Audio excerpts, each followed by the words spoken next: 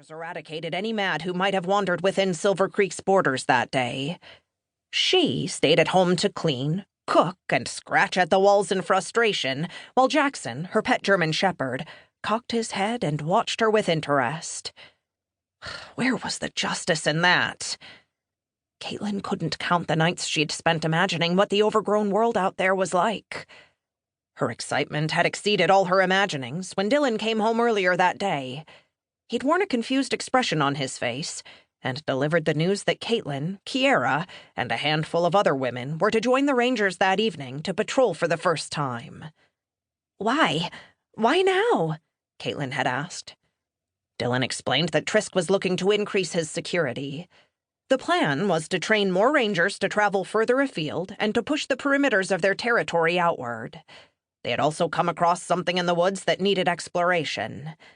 Though he didn't say much more, Dylan had gotten the impression that the governor was looking for something beyond their borders.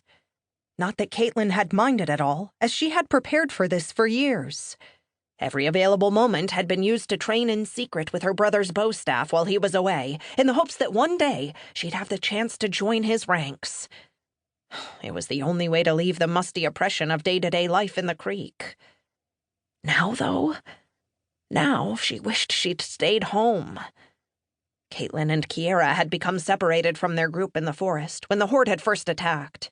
It was full dark, with thick clouds covering the moon.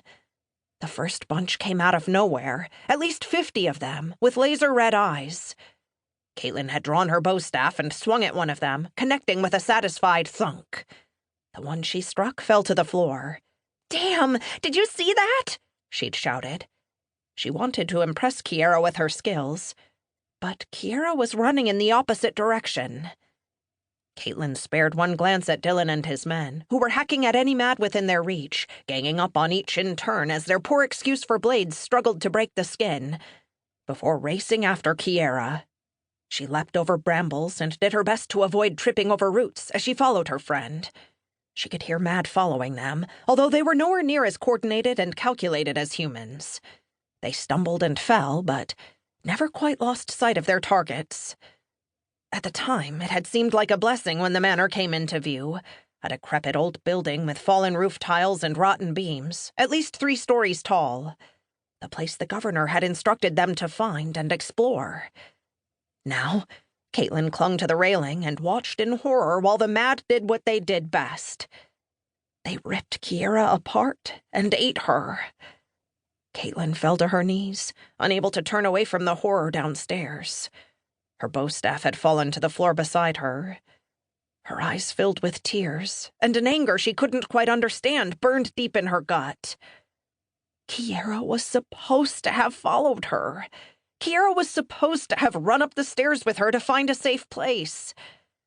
None of this was supposed to have happened. As Caitlin wrestled with the injustice of it all, she failed to hear a door creak open behind her and the labored footsteps of a stray zombie approaching. It was the smell that brought Marianne to her senses. That metallic, earthy smell of decay and blood. Never mind the dust raining from the floorboards above and the thundering footsteps of what had to be Mad. They were a noisy bunch. Definitely wouldn't win a game of hide-and-seek. She blinked and stretched, her eyelids feeling heavier than they had in decades. What happened to the days of being awakened by a rooster? It's all bloodlust this and bloodlust that. With her vampiric eyesight, Marianne could see almost perfectly in the dark, though her body ached and she wished only that her sleep had not been disturbed yet again. This was the 3rd time in a week she'd been wakened by intruders and had to drive them away. She was annoyed. Marianne groaned. She had been comfortable and tired. More tired with every passing day. In the days since the madness had taken over, the world had changed beyond description. Humans had withdrawn into medieval-style colonies, wares had all been killed or gone into hiding, and there weren't many vamps around anymore either. Marianne had experienced her fair share of encounters with the Mad. Hell, there were few who hadn't, and had learned very quickly from watching her kin die off one by one that the only way to survive was through avoiding human contact at all costs. Drinking from a human who did